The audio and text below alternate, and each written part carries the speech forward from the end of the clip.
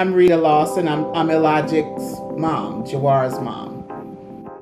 Well, thinking with your own mind means to me not being a carbon copy of anybody, and which is, one of the reasons why I named you what I did. I named you Kariga because that's what it means. It means a man who thinks with his own mind.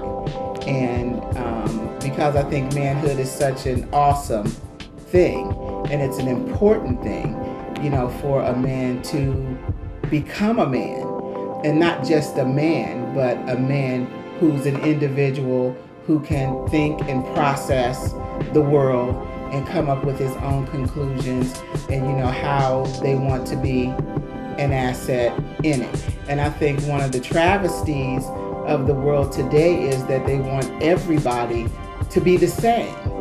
All the kids want to look the same. Everybody wants to wear the same clothes or think, the same thought that, TV and the media shapes, but they haven't really processed all the ingredients to see what they really think about it. And I think it's really important, especially in this day and age, that people have individual thought, because, that collective mind is dangerous. It's dangerous. And for you, and this album is for you, and it's called Man Who Thinks with His Own Mind, correct? Yeah. And so for you, my first son, I think your name is very significant because, from, an African tradition, our names mean something, because we speak that every time we call you. So, you have to be saying something meaningful so that, that person, you're speaking that life into that person. And your name, Jawar, means essence, and the essence is the main ingredient, the integral part that makes it, whatever the entity is, what it is. That's who you are.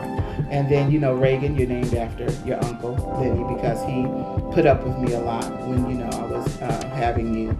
And then Kariga, man who thinks with his own mind. For me, it's just real important that you and my sons did that, because I never could stand a carbon copy, because myself, I was always the person who was the thumb in a room full of fingers, never did fit, but it was good because I think that is part of your destiny and who you are, because, the world would be a sorry place if everybody was the same. And, and I think the collective mind is starting to do that. And, things are really starting to go awry because people don't want to be individuals. They want to be accepted. They want to fit in. They think it's, something strange if, they don't fit into the group. But the ones who don't fit into the group are the people who make things happen in the earth. And for me, I've always told you guys that, you were salmon in a sea full of fish. And, in order to do that, you have to be strong enough to swim against the tide. Everybody's, going this way and everybody's thinking like that, but you have to be strong enough to say, no, I don't see it like that. The emperor has no clothes, and then be, able to stand and defend your position. And I think that that's what thinking with your own mind is, someone who's going to really be an asset in the earth and not a liability, because you can process information and come out, with what things really are, instead of being like sheep being led to a place, because, all you want to do is eat or listen to music or, keep your head down and don't distinguish yourself.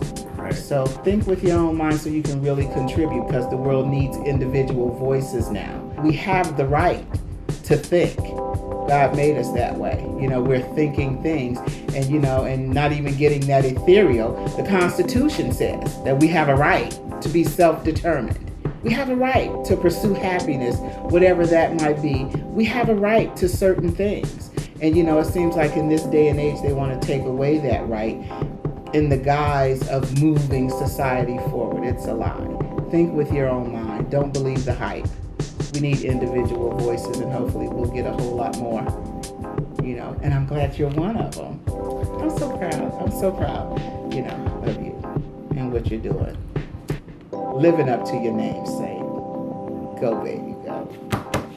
There's something in the way that she moves, complete embodiment of a seraphim singing songs of my redemption. Hearts seem to suffer abuse when exposed to the elements, so delicate to the touch, easily broken. This they don't convey in the news. Melancholy is in our ways malignant if the mission is love. Most are blinded to the bulk of the clues, plus the pleasures and pains encountered on this journey. We shrugged, saying all I ever needed was you.